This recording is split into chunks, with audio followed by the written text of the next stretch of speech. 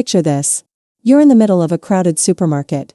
Your child sees a toy on the shelf and suddenly the calm dissolves into chaos. The screaming starts, arms flailing, body dropping to the floor. You feel every eye on you. Your face burns. You try reasoning, then bribing, then threatening. Nothing works. The tantrum escalates. You feel helpless, embarrassed, and somewhere deep inside, a flash of anger rises because you know this child loves you, yet in this moment, they seem determined to make you look like you have no control whatsoever. You leave the store with nothing but shame and a child still crying in your arms. Every parent has lived some version of this scene. And most of us respond the same way, cycling through the same strategies our parents used on us, strategies that rarely work and often make things worse. But what if the entire approach we've been taught is backwards? What if the real problem isn't the child's behavior, but the way we mirror it? There's an ancient practice rooted in emotional philosophy, one that flips discipline on its head. It doesn't involve punishment, raised voices, or power struggles. It's called the practice of mirrored stillness, and in less than 60 seconds, it can turn a screaming child into one who looks you in the eyes and breathes with you. It sounds impossible. But once you understand why it works, you'll never see defiance the same way again. Let's talk about what's really happening during a tantrum. Most adults assume a misbehaving child is being manipulative, testing limits, or simply spoiled. But developmental neuroscience tells a different story. When a young child enters a state of emotional flooding, their prefrontal cortex, the part of the brain responsible for logic and self-control, goes offline.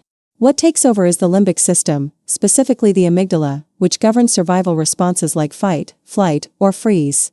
In that moment, your child is not choosing rebellion. They are drowning in their own nervous system. They cannot access reason because reason isn't available to them yet. This is why explaining, lecturing, or demanding obedience during a meltdown fails. You're speaking to a part of the brain that isn't listening. Now here's where it gets even more complex. When you respond to a tantrum with your own heightened emotion, whether it's frustration, anger, or panic, your nervous system sends a signal to theirs. Children are neurologically wired to read the emotional state of their caregivers. They co-regulate with you. If you're dysregulated, they stay dysregulated. If you escalate, they escalate.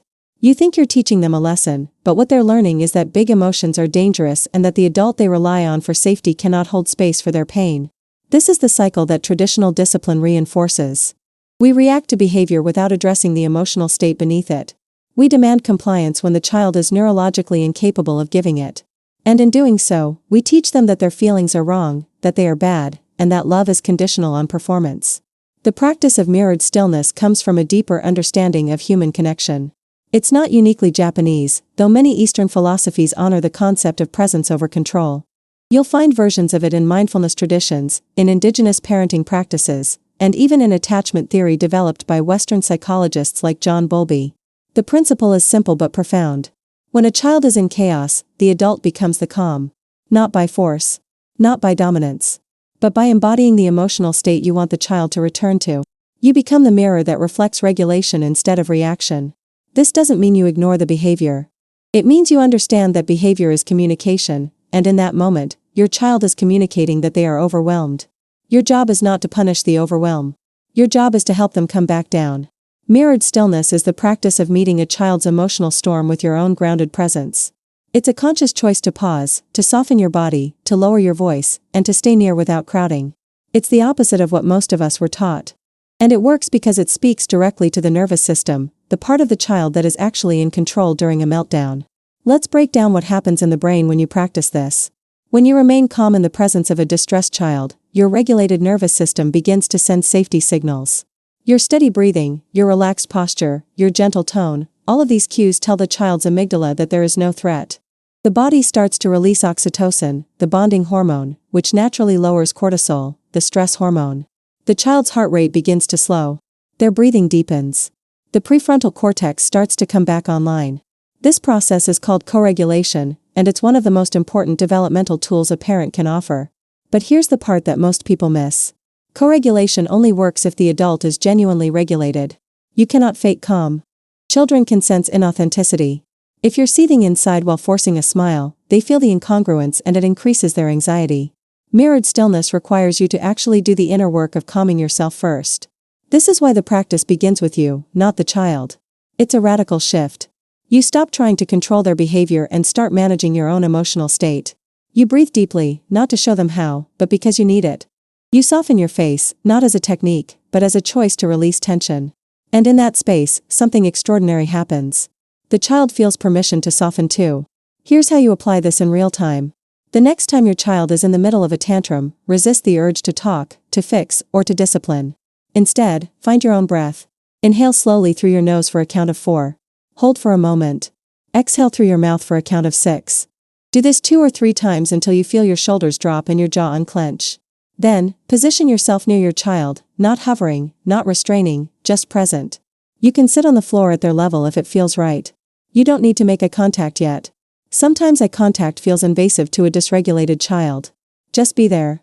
Let your body language communicate safety. If they allow it, you can place a gentle hand on their back or shoulder, but if they pull away, respect that. Your role is to be the steady anchor, not the fixer. Now here's the part that feels counterintuitive. Say very little.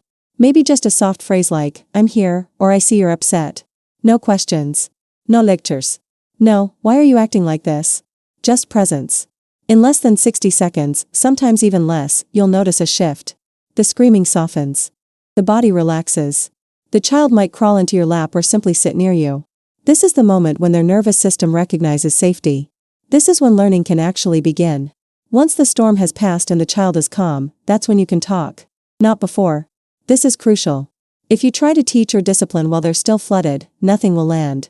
But after co-regulation, after they've returned to a state where their thinking brain is back online, you can reflect with them. You can say, "That was really hard for you," or "I noticed you were upset when you couldn't have the toy." You can set a boundary gently but firmly. We don't throw things when we're angry.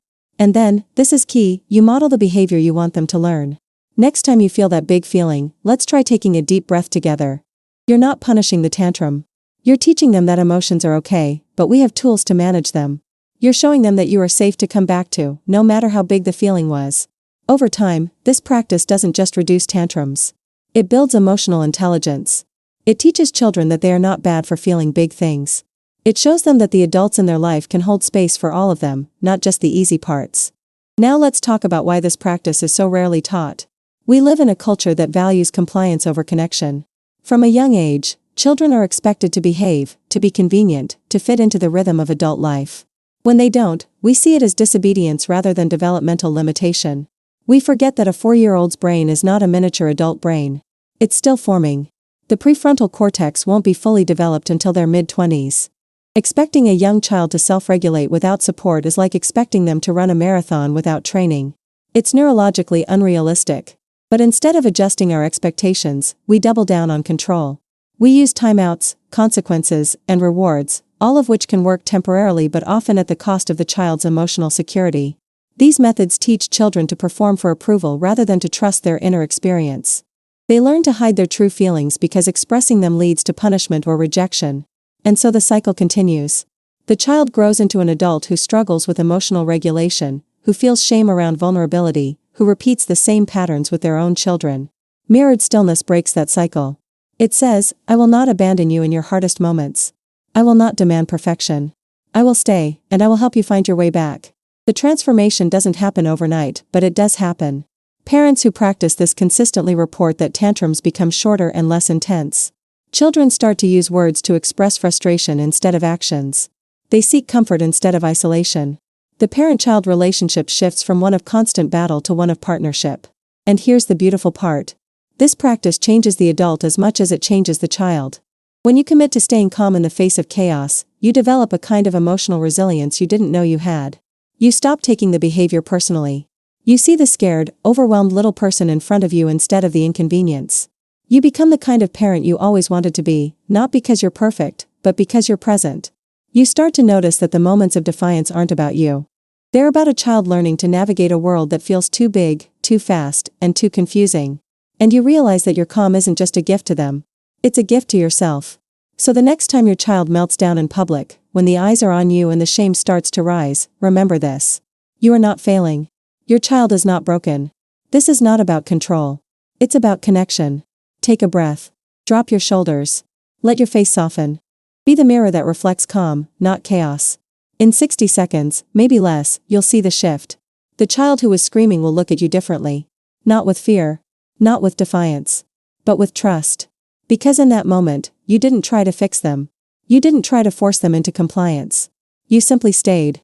And that, more than any punishment or reward, is what teaches a child how to return to themselves. The world will tell you that gentle parenting is permissive, that boundaries require harshness, that respect must be earned through fear. But the truth is quieter and stronger. Your child doesn't need you to be perfect. They need you to be steady. They need to know that no matter how big the feeling, no matter how loud the storm, you will not leave. You will breathe. You will stay. And you will show them, through your presence, that they are safe. That is the practice. That is the ritual. And that is how rebellion transforms, not into obedience, but into trust.